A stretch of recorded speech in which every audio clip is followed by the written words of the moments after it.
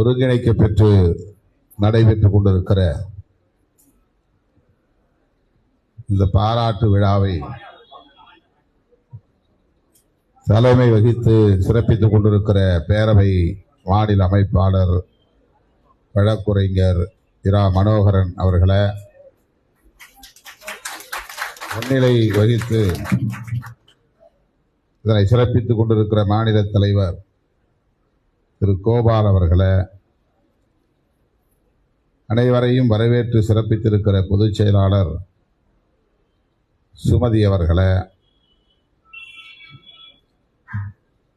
இதனை நெறிப்படுத்திக் கொண்டிருக்கிற கட்சியின் துணை பொதுச் செயலாளர்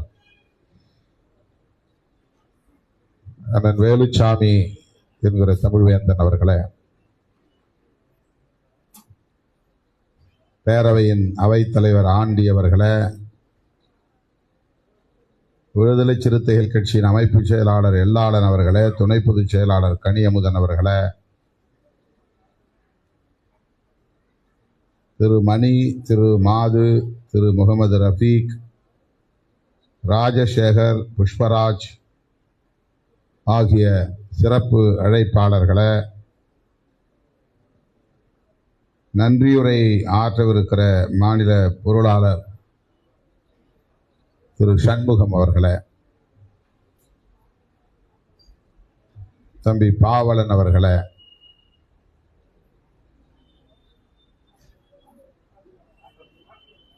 தம்பி ஆற்றலரசு அவர்களே,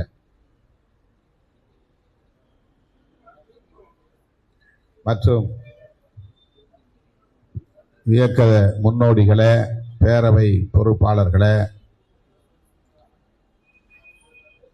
உங்கள் அனைவருக்கும் என்னுடைய அன்பு கலந்த வணக்கத்தை தெரிவித்துக் கொள்கிறேன்.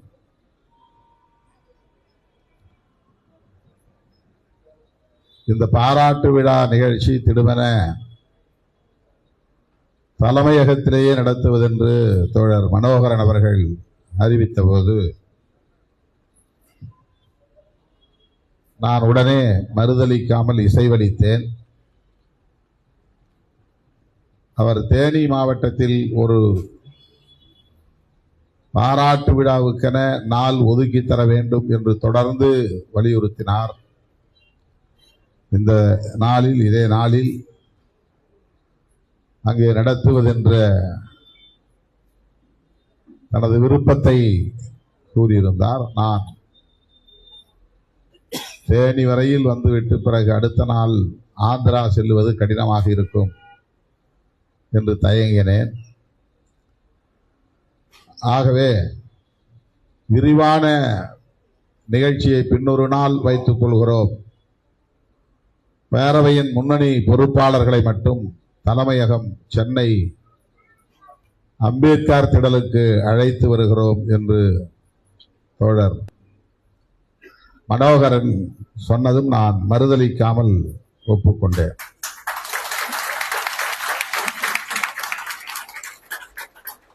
ஆனால் ஒரு சிறிய குழப்பம் ஏற்பட்டது.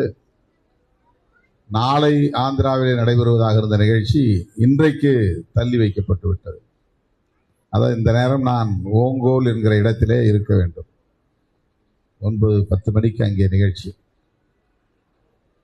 மாலை அம்பேத்கர் சிலை திறப்பு பொதுக்கூட்டம். 28ஆம் தேதி, அதாவது நாளை, சென்னையிலே இன்னொரு திருமண நிகழ்ச்சி, வரவேற்பு நிகழ்ச்சி. வழக்கம் போல தோழர்கள் அவரவர் விரும்புகிற நாளில் இல்ல நிகழ்ச்சிகளை குறித்துவிட்டு பிடிவாதம் செய்து என்னை ஒப்புக்கொள்ள வைப்பார்கள். அப்படித்தான் அந்த திருமண நிகழ்ச்சியிலும் நான் ஒப்புக்கொள்ளும் நிலை ஏற்பட்டு, அதனால் நாளை நடைபெறுவதாக இருந்த ஆந்திரா நிகழ்ச்சி இன்றைக்கு தள்ளி வைக்கப்பட்டு விட்டது. மனோகரன் அவர்களுக்கு நான் இசைவளித்தது நினைவிலே இல்லாமல் போய்விட்டது. ஏனென்றால் என்னுடைய டைரியிலே அதை குறித்து வைக்கவில்லை. என்னை மதுரையிலே சந்தித்த போது இந்த தேதி காலியாகத்தான் இருக்கிறது, வாருங்கள் என்று சொல்லிவிட்டேன்.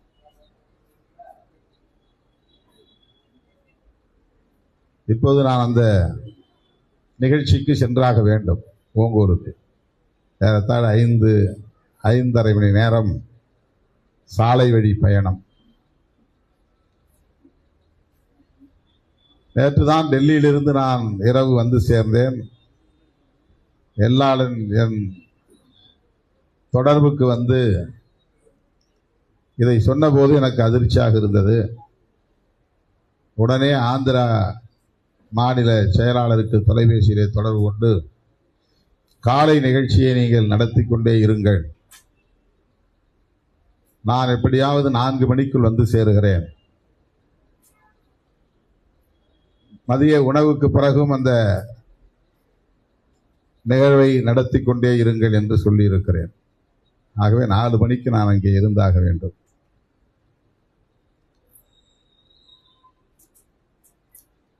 நெடுநேரம் உங்களோடு இருக்க வேண்டும். மேடையில் அமர்ந்திருக்கிற எல்லோரும் பேச வேண்டும்.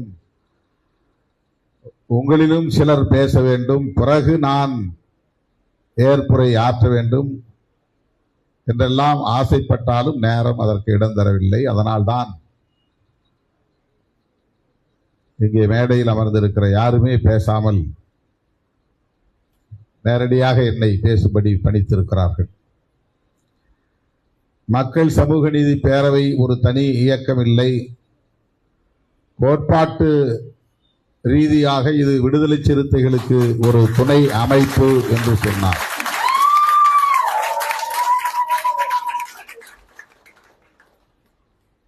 இதை நான் உங்களைப் போலவே மகிழ்ச்சியோடு ஏற்றுக்கொள்கிறேன், வரவேற்கிறேன்.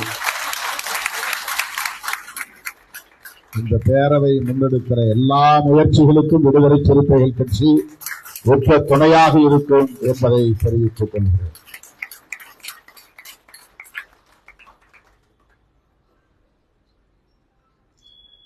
மதுரையிலே நான் பணியாற்றிய காலத்திலிருந்து மனோகரன் அவர்களும் அண்ணன் வேலுச்சாமி அவர்களும் இன்னும் சில முற்போக்கான தமிழ் தேசிய சிந்தனையாளர்கள் பலரும் எனக்கு அறிமுகம். ஆளுக்கு ஒரு இயக்கத்திலே நின்று நாங்கள் பணியாற்றினாலும் கூட ஒருமித்த கருத்தோடு உறவை நாங்கள் பேணி வளர்த்து வந்தோம். மனோகரன் ஆர்வைஎல் என்கிற ஒரு கம்யூனிஸ்ட் இயக்கத்தின் இளைஞர் அணியிலே இருந்தார். அண்ணன் வேலுச்சாமி அவர்கள் தமிழர் இயக்கத்திலே இருந்தார்.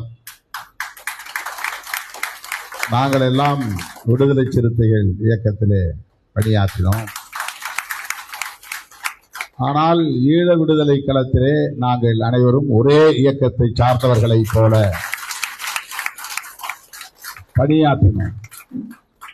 அந்த நட்பு, அந்த உறவு இன்றும் தொடர்கிறது. அண்ணன் வேலுச்சாமி அவர்கள் விடுதலை சிறுத்தைகள் கட்சிக்கு வந்து இன்றைக்கு துணை பொதுச் செயலாளராக பொறுப்பேற்று பணியாற்றுகிறார்.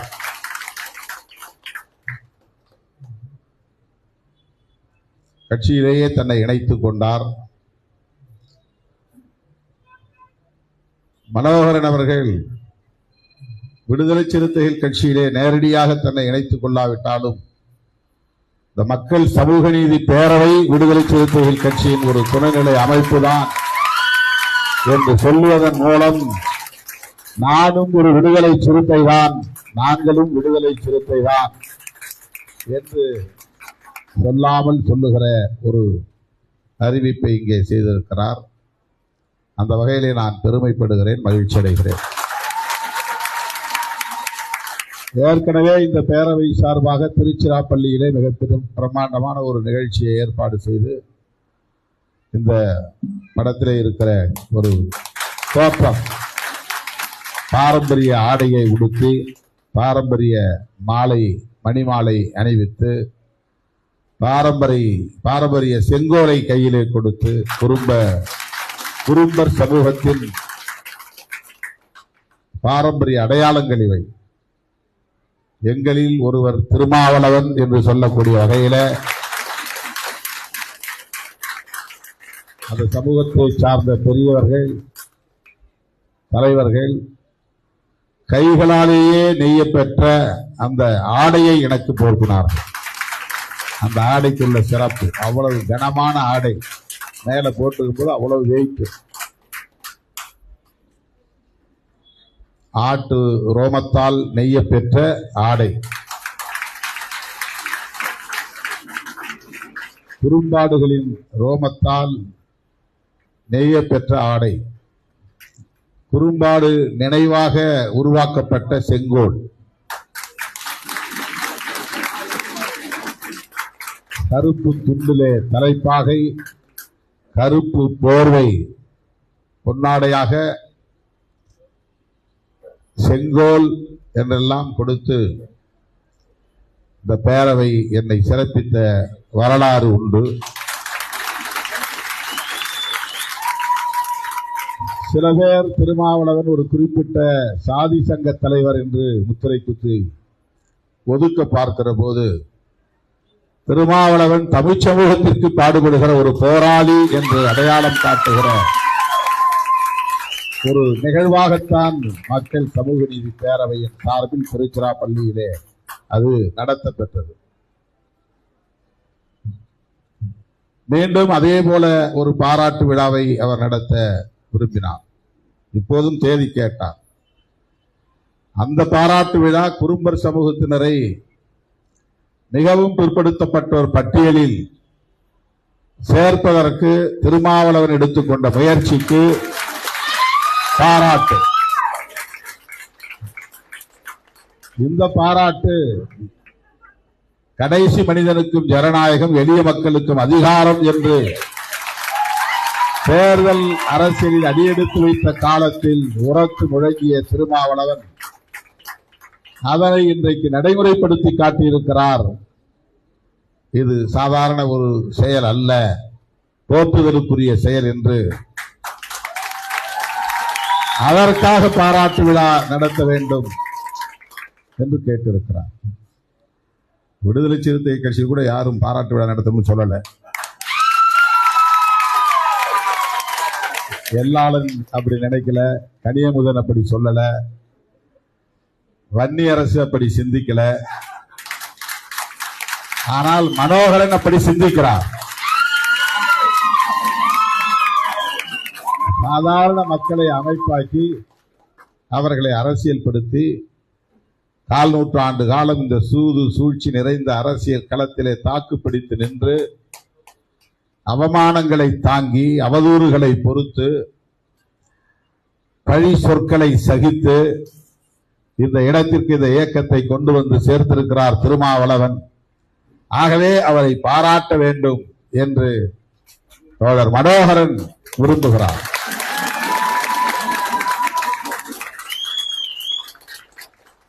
இதை நான் சுட்டி காட்டுவதற்கு காரணம், என்னை பாராட்ட அவர் விரும்புகிறார் என்பதை சொல்லுவதற்காக அல்ல, இதை பாராட்ட வேண்டிய தேவையை உணர்ந்திருக்கிறார் என்பதை சுட்டி காட்டுவதற்காக. காங்கிரஸ் கட்சியிலே ஒரு தலித் கக்கன் அமைச்சராவதோ அல்லது இன்றைக்கு விஸ்வநாதன் அமைச்சராவதோ ஒரு அரசியல் கட்சிக்கான பங்கு. அது காங்கிரஸ் என்கிற அரசியல் கட்சிக்கான வாய்ப்பு அது. ஆனால் வன்னியரசுக்கு கிடைத்திருக்கிற வாய்ப்பு ஒரு சமூகத்திற்கு கிடைத்திருக்கிற வாய்ப்பு. ஒரு மாபெரும் சமூகத்தை பிரதிநிதித்துவப்படுத்துகிற வாய்ப்பு. விடுதலை சிறுத்தைகள் கட்சி ஒரு குறிப்பிட்ட சமூக அடையாளத்தை உயர்த்தி பிடித்திருக்கிற கட்சி இல்லை என்று நாம் சொன்னாலும் கூட, அதாவது ஒரு சாதி சங்கம் இல்லை என்று சொன்னாலும் கூட, ஆனால் விளிம்பு நிலை மக்களுக்கான இந்த ஒரு சமூகத்திற்கான அதிகார பகிர்வுக்காக போராடி கொண்டிருக்கிற கட்சி. அந்த போராட்டம் வெற்றி பெற்றிருக்கிறது.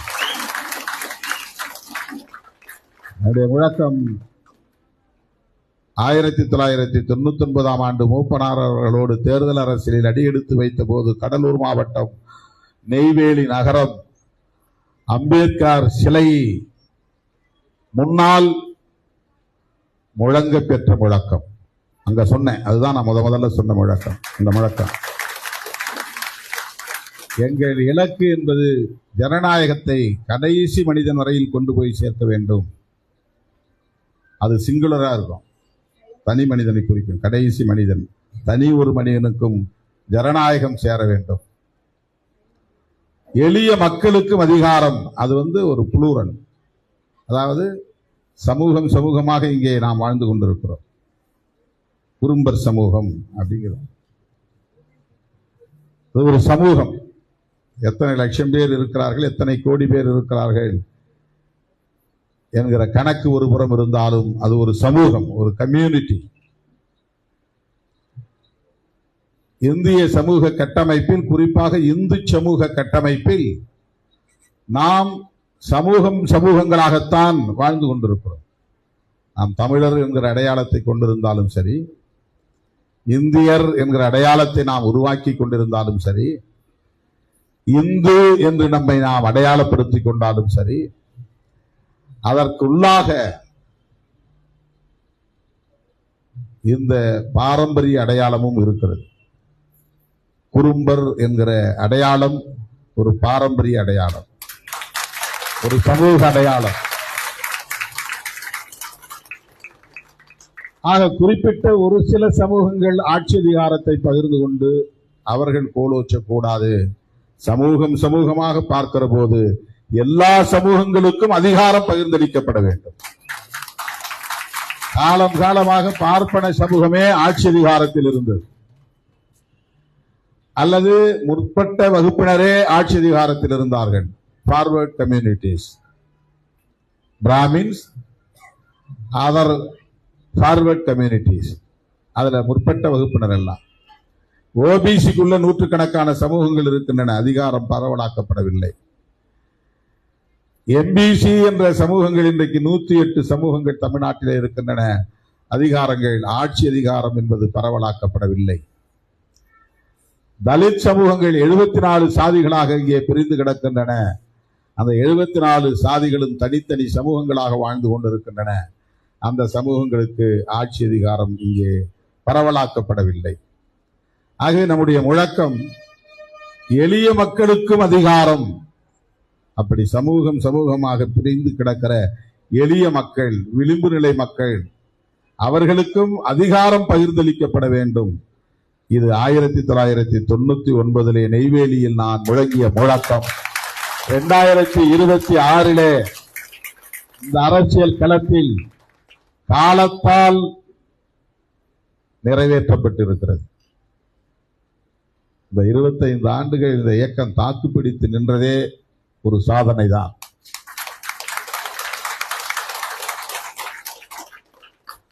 சமகாலத்தில் தோன்றிய பல இயக்கங்கள் காணாமல் போய்விட்டன, இருந்தாலும் செயலிழந்து போய்விட்டன.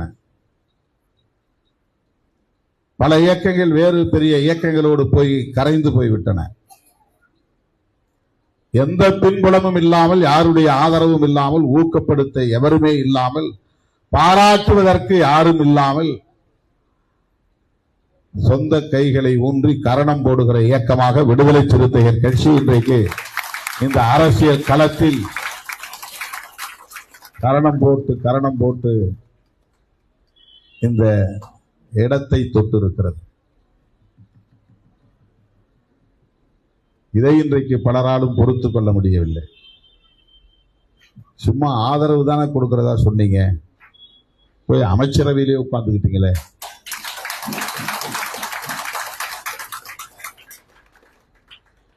நான் ஆத்தங்கரையில் தானே உட்கார சொன்னேன், நீங்க அள்ளி குடிக்கிறீங்களே.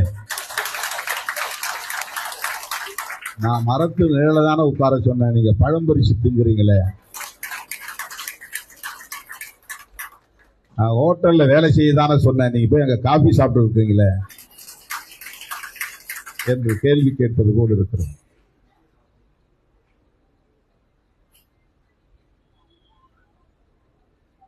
திமுக தலைமையிலான கூட்டணியை தேர்தலுக்கு முன்னால் கட்டி காப்பாற்றியவன் திருமாவளவன்.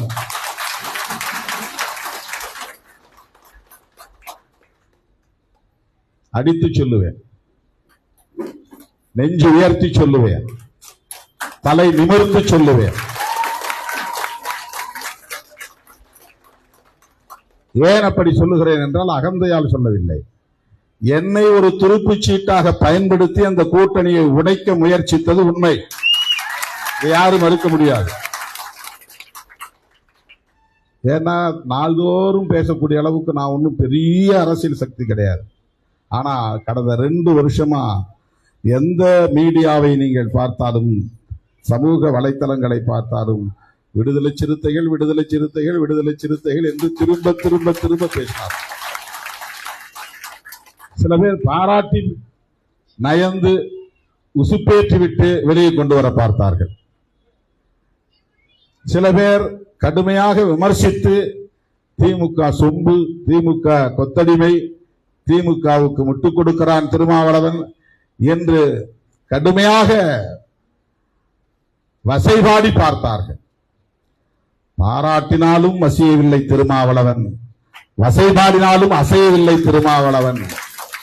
ஏனென்றால் திருமாவளவனுக்கு ஒரே நோக்கம்தான் இருந்தது, இந்த மதசார்பற்ற முற்போக்கு கூட்டணியை கட்டுக்கோப்பாக கொண்டு செல்ல வேண்டும், பாதுகாக்க வேண்டும் என்பது மட்டும்தான்.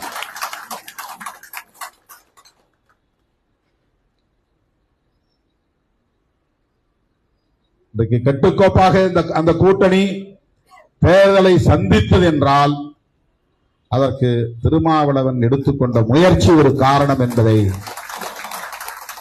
எதற்கும் அசைந்து கொடுக்காமல் உறுதியோடு நின்றான் என்பது ஒரு காரணம் என்பதை நான் சுட்டிக்காட்ட விரும்புகிறேன். அதை நான் தான் சொல்ல முடியும், வேறு யாரும் சொல்ல முடியாது. ஏன்னா அது எனக்கு தான் தெரியும், எனக்கு தான் தெரியும். என்னை அசைத்து பார்க்க யார் யார் முயற்சித்தார்கள், என்னென்ன மாய்மால வித்தைகளை எல்லாம், மாயாஜால வித்தைகளை எல்லாம் மேற்கொண்டார்கள் என்பது எனக்குத்தான் தெரியும். எதற்கும் நான் இணங்கவில்லை, மயங்கவில்லை.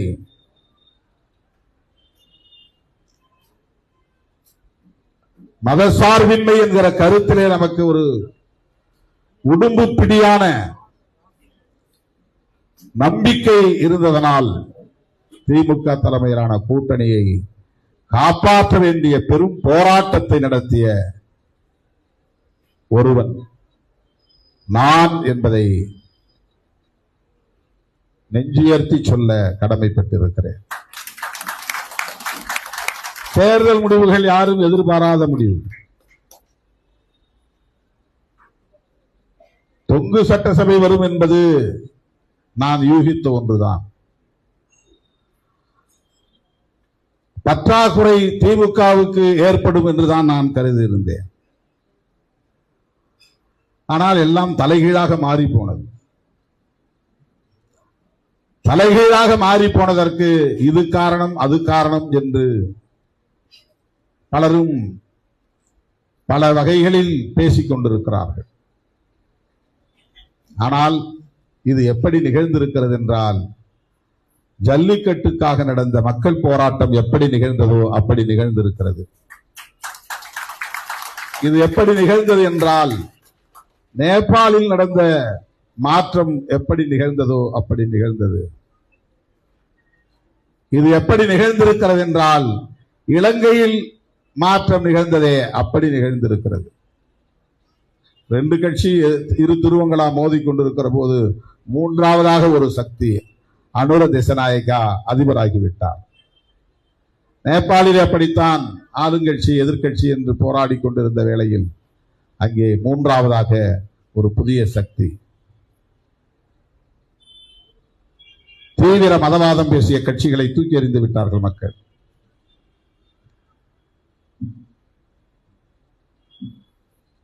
டெல்லியிலே காங்கிரஸ் கட்சிக்கும் பிஜேபிக்கும் யுத்தம் நடந்து கொண்டிருந்த போது திடுமென அண்ணா சேரவின் மாணவன் அரவிந்த் கெஜ்ரிவால் முதலமைச்சராகிவிட்டார். அவன் ஒரு ஆளா என்று எல்லோரும் பேசிக் கொண்டிருந்த போது அவர்தான் மாற்று ஆள் என்று மக்கள் அவரை தேர்ந்தெடுத்தார். விவசாயிகள் போராட்டத்தால் பிஜேபிக்கு பாதிப்பு வரும், காங்கிரஸ் பயன்பெறும் என்று பஞ்சாபில் நினைத்துக் கொண்டிருந்த போது காங்கிரஸா பிஜேபியா என்று தேர்தல் களத்தில் யுத்தம் நடந்து கொண்டிருந்த வேளையில் அங்கேயும் ஒரு கிளை கூட இல்லாத அரவிந்த் கெஜ்ரிவால் முதலமைச்சராகிய அந்த கட்சி ஆட்சிக்கு வந்து விட்டது. அவருடைய ஆள் முதலமைச்சராக வந்து விட்டார்.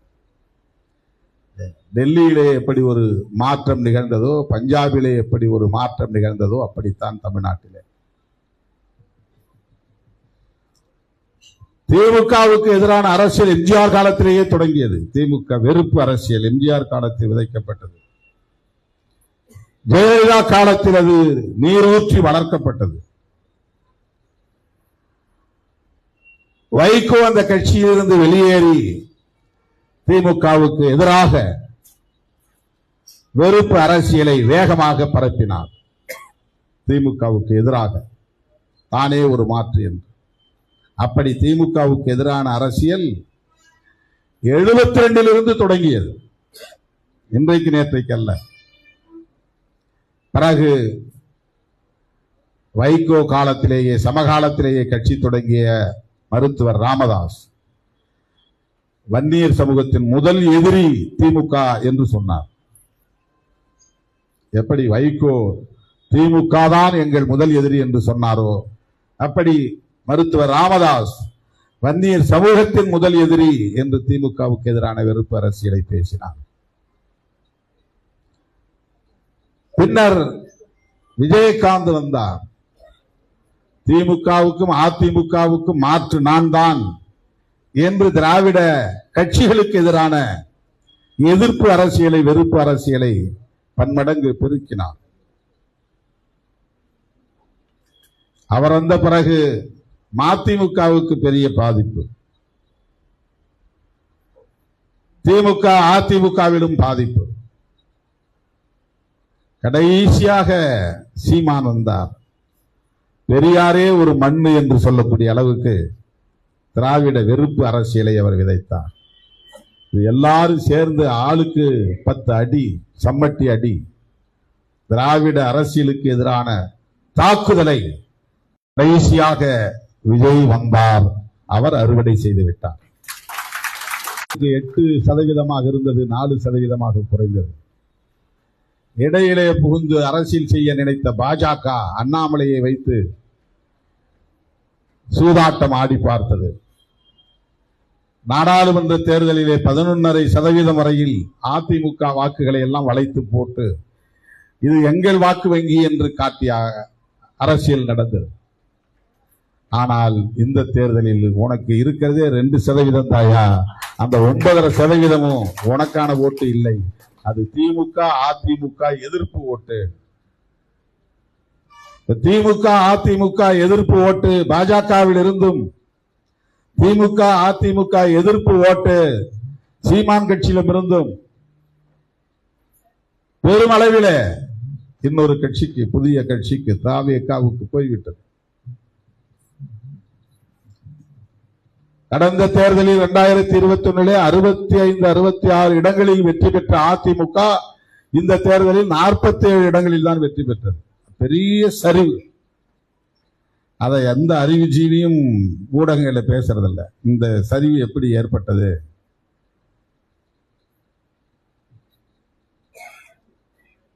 தனித்து ஆட்சி செய்யக்கூடிய அளவுக்கு பெரிய வெற்றியை பெற்ற திமுக 59 இடங்களில் தான் வெற்றி என்கிற நிலைக்கு பின்னடைவை சந்தித்தது.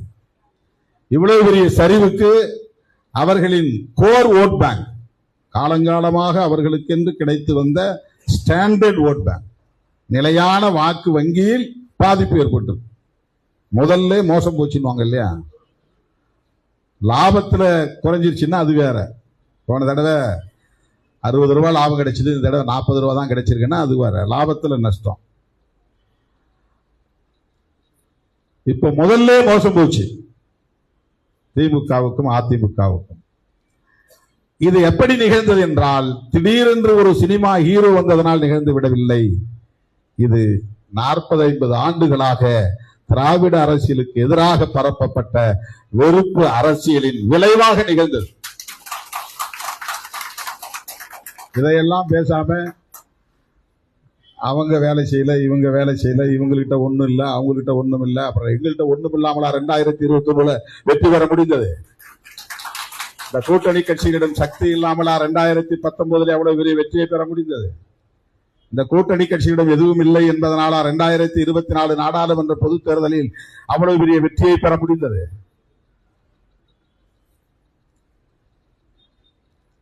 கூட்டணி பலத்தையும் தாண்டி இன்னொரு கட்சியை எந்த காரணத்துக்காக ஓட்டு போடல, ஆனா ஓட்டு போட்டோம்.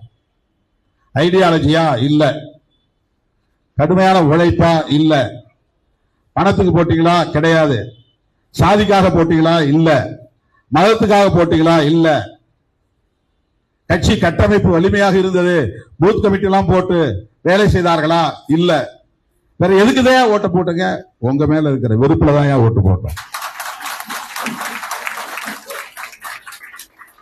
அவங்களை பிடிச்சு நாங்க ஓட்டு போடல. இதுதானே மெசேஜ், இதைத்தானே படிக்க வேண்டும், இதைத்தானே ஆய்வு செய்ய வேண்டும், இதற்கான காரணத்தை தானே கண்டறிய வேண்டும்.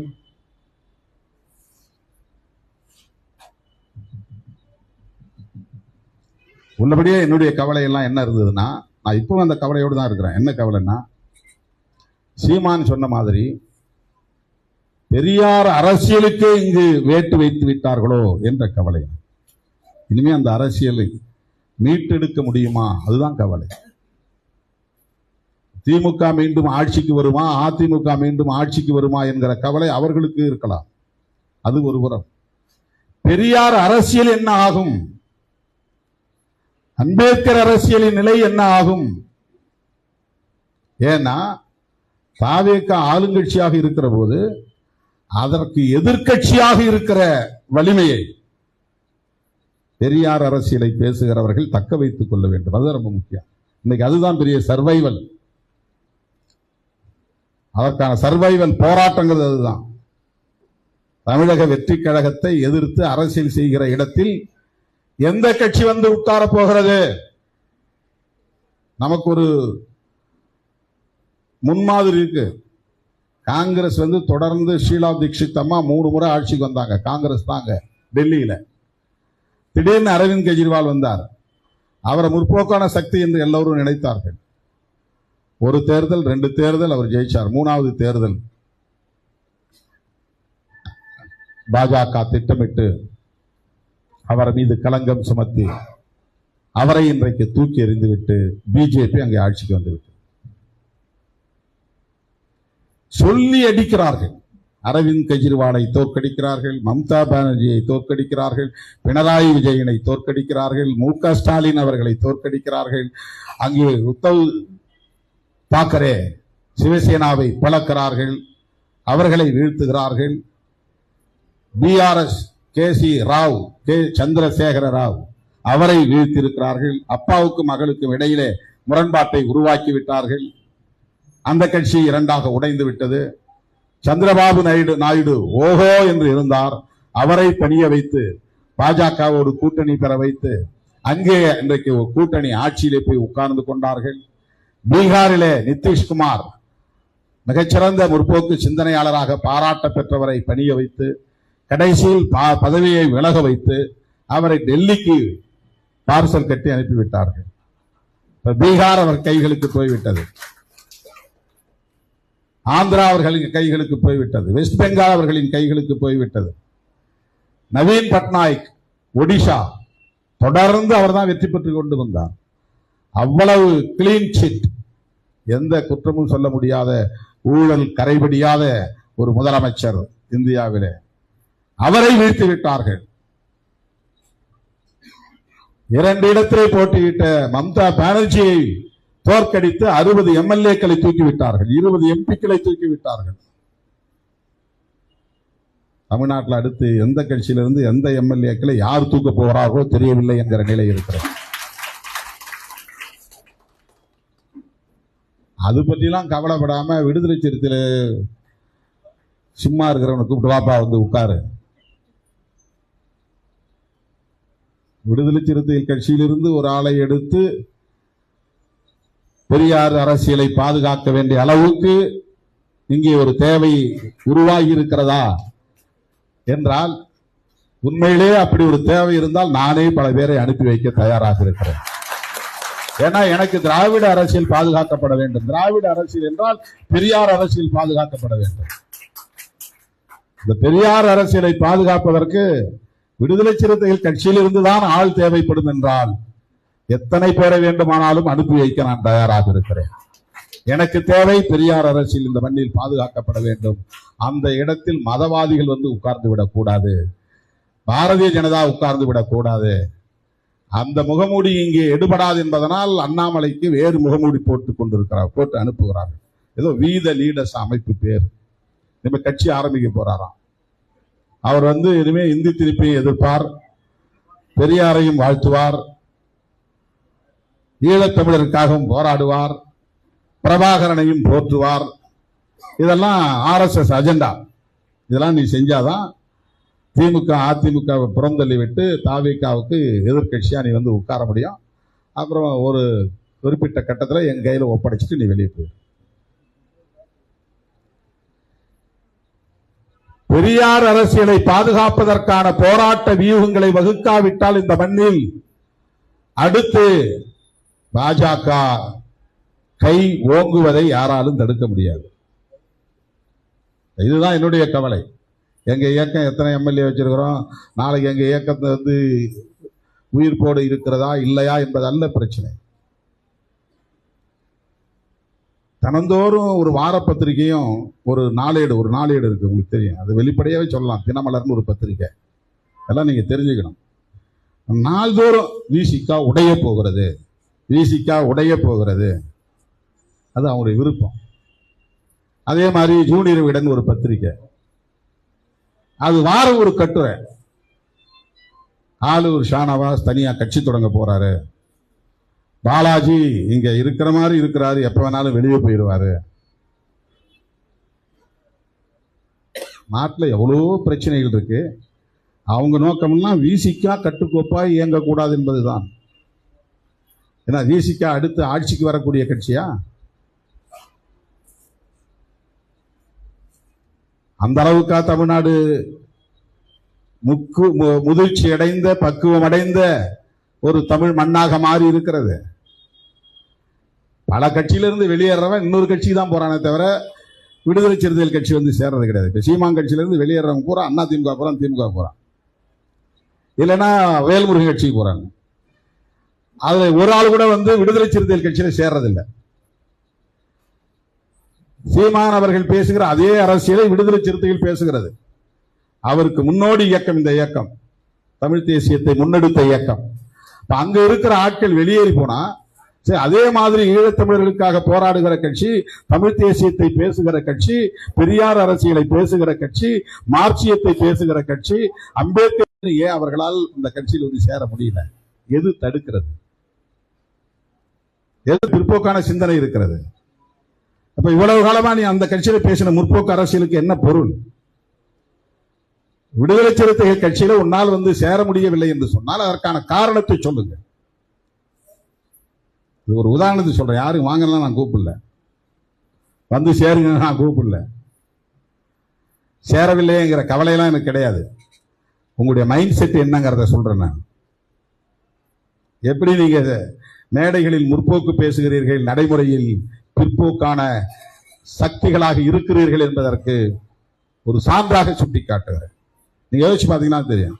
இந்த கட்சியிலிருந்து வெளியே போறவங்க விஜயகாந்த் கட்சியில போய் சேருவாங்க, அந்த கட்சியிலிருந்து வெளியே போறவங்க வேல்முருகன் கட்சிக்கு போவாங்க, அந்த கட்சியிலிருந்து வெளியே போறவங்க அதிமுகவுக்கு போவாங்க, இல்லைன்னா திமுகவுக்கு போவாங்க. இப்ப எல்லாம் வந்து தாவேகாவுக்கு போறாங்க. இப்ப விடுதலை சிறுத்தைகள் கட்சியிலே இணைத்துக் கொள்ள வேண்டும் என்கிற எண்ணம் உங்களுக்கு ஏன் உருவாகவில்லை? இதுவும் ஒரு அரசியல் இயக்கம் தானே, இதுவும் ஒரு முற்போக்கு இயக்கம் தானே, இதுவும் ஒரு தமிழ் தேசிய இயக்கம் தானே, இதுவும் ஒரு பாட்டாளி வர்க்க இயக்கம் தானே, இதுவும் ஏகாதிபத்திய எதிர்ப்பு இயக்கம் தானே, இதுவும் ஒரு போராட்ட இயக்கம் தானே. தமிழ்நாடு பக்குவம் அடைவதற்கு இன்னும் பல 10 ஆண்டுகள் ஆகும். நாம் பெரியார் மண் என்று பெருமைப்பட்டுக் கொண்டாலும் இங்கே முற்போக்கான சிந்தனைகள் இன்னும் வலிமை பெறவில்லை என்பதைத்தான் இவையெல்லாம் நமக்கு உணர்த்துகின்றன. இப்படிப்பட்டவர்களுக்கு இடையில்தான் மனோகரன் போன்றவர்கள், மக்கள் சமூக நீதி பேரவையை சார்ந்தவர்கள் மாறுபட்டு சிந்திக்கிறீர்கள் என்பதை சுட்டிக்காட்ட நான் விரும்புகிறேன், பெருமைப்படுகிறேன். எனதருமை தோழர்களே, விடுதலை சிறுத்தைகளின் களம் முற்றிலும் மாறுபட்ட களம். எத்தனை பேர் எத்தனை புதிய ஆயுதங்களை எடுத்து வந்தாலும் அவர்களால் இந்த களத்தில் நின்று ஆட முடியாது. ஆகவே இது முற்றிலும் மாறுபட்ட களம், வேறுபட்ட களம், முற்போக்கான களம், எப்போதும் போராடிக்கொண்டே இருக்கிற களம். இந்த இயக்கத்தை எந்த சக்தியாலும் பலவீனப்படுத்திவிட முடியாது. என்னை நம்பி என்னோடு வருகிற தோழர்களை கொண்டு என் இறுதி மூச்சு வரையில் என் பயணம் வீரியத்தோடு இருக்கும். நீங்க பாத்தீங்கன்னா தெரியும், ஒரு 5-6 பேர் கட்சி விட்டு போனாங்க. அவங்க எல்லாம் இடையில வந்தவங்க தான். இப்ப மதுரையில என் கூட பயணம் தொடங்கினாங்க பாருங்க. ஒரு முறை கூட போட்டி போட வாய்ப்பு கொடுக்கல எல்லாளன், இதுவரையிலும் வெளியே போகல. ஒரு முறை கூட போட்டி போட வாய்ப்பு கொடுக்கவில்லை கனியமுதன், இதுவரையில் அவர் கட்சி விட்டு போகணும்னு நினைக்கல. 2வது முறை வாய்ப்பு கிடைக்கலன்னு போறாங்க. ஜெயிச்சு எம்எல்ஏ ஆகி 2வது முறை வாய்ப்பு கிடைக்கல அப்படின்னு போறாங்க. போர்க்களத்தில் சந்தித்தவர்கள் இன்னும் என்னோடு தான் நிற்கிறார்கள். தேர்தல் களத்தில் என்னை சந்தித்தவர்கள் ஒரு சிலர் வெளியேறி இருக்கிறார்கள். ஒரு 5-6 பேர் நீங்க பேர் போட்டு பாத்தீங்கன்னா அவங்க எல்லாம் இடையில வந்து போனவங்க தான். அதுவும் நீங்க திருச்சிக்கு வடக்க தான். அது திருச்சிக்கு தெற்க மதுரை தென் மாவட்டங்கள்ல ஒரே ஒரு ஆள் கூட விடுதலை சிறுத்தைகள் கட்சியில தன்னை என்ன தொடக்கத்துல பார்த்தாங்க பாருங்க, அண்ணன் சொல்லி. அதே உணர்வு தான் என்ன இருக்கு, அண்ணன் தம்பி என்கிற உறவு. ஏன் என் பேரை அதுல சேர்க்கல, ஏன் எனக்கு இந்த வாய்ப்பு கொடுக்கல, எனக்கு ஏன் இந்த பொறுப்பு வாங்கி தரல அப்படின்னு யாருமே என்கிட்ட வந்து கோபிச்சது கிடையாது, சண்டை போட்டது கிடையாது. ஒரு டிமாண்டா வைப்பாங்க, என்ன என் பேரையும் கொஞ்சம் கன்சிடர் பண்ணுங்கன்னு வைப்பாங்க, அவ்வளவுதான். முடியலன்னா ஓகே. தேர்தல் அரசியலுக்கு வந்த பிறகு பதவி என்கிற நோக்கத்தோடு பலர் வந்தார்கள், வென்றார்கள், சென்றார்கள். அது ஒருபோதும் இந்த இயக்கத்தின் வேர்களை அசைக்காது. இந்த இயக்கம்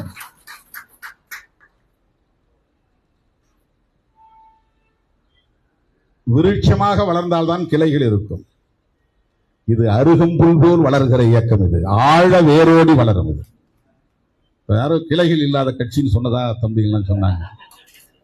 மரமா வளர்ந்தாதான் கிளைகள்லாம் இருக்கா இல்லையான்னு பார்க்க வேண்டியது. இது அருகம்புல். இது அருகம்புல் தெரியுமா உங்களுக்கு? ஆடு மேய்க்கிறவங்களுக்கு தெரியுமே. அதை வேற நீ பிடுங்கினா கூட ஒரு சின்ன வேர் இருந்தாலும் மறுபடியும் முளைச்சிடும்.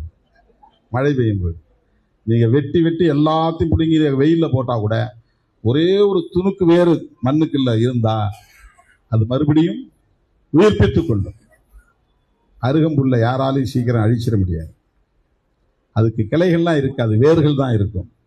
விடுதலை சிறுத்தைகள் வேர்களால் ஆன இயக்கம். இது கிளைகளை பரப்புகிற விருட்சம் இல்லை, வேர்களால் பரப்பி இன்றைக்கு ஒரு மாபெரும் சக்தியாக நிமிர்ந்து நிற்கிற பேர் இயக்கம். எனவே இந்த இயக்கத்தை ஊக்கப்படுத்துவதற்காக குறிப்பாக திருமாவளவன் சோர்ந்துவிடக் கூடாது, அவரை ஊக்கப்படுத்த வேண்டும் என்கிற உயரிய நோக்கத்தோடு மக்கள் சமூக நீதி பேரவை இந்த நிகழ்ச்சியை ஒருங்கிணைத்திருக்கிறது என்பதை எண்ணி பெருமைப்படுகிறேன், மகிழ்ச்சி அடைகிறேன். நன்றி செலுத்தி விடைபெறுகிறேன். நன்றி, வணக்கம்.